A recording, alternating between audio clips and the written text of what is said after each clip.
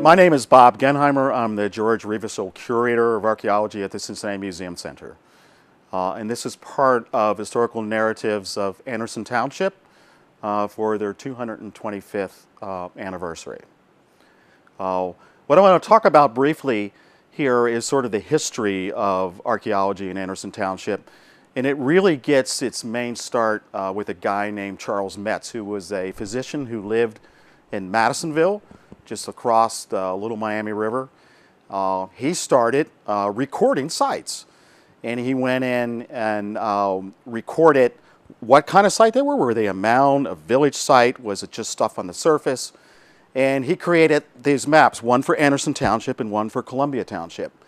But really the work got going in the late 1870s when the same person, Charles Metz, and some other prominent Cincinnatians formed a group called the Madisonville Literary and Scientific Society.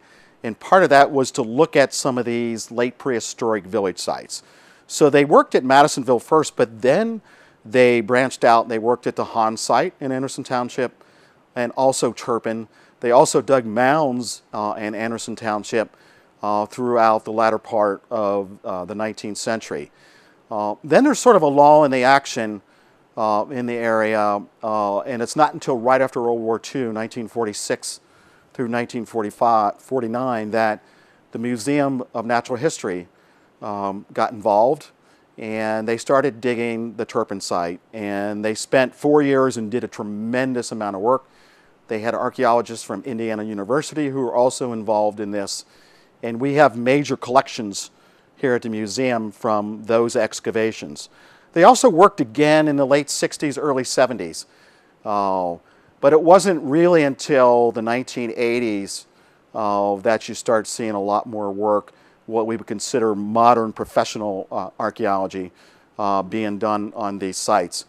And in 2008, the Museum Center started on a long-term research project at the Hahn site, which is one of the most intact Fort Ancient villages left in the world. Mostly because it was only cultivated, and it's been in grass, and now it's protected within a park system. So we're very cognizant about what we do there and make sure that we only do what we have to do because it's a non-renewable resource. And we hope to continue this work at these sites like Hahn and Turpin in the coming years.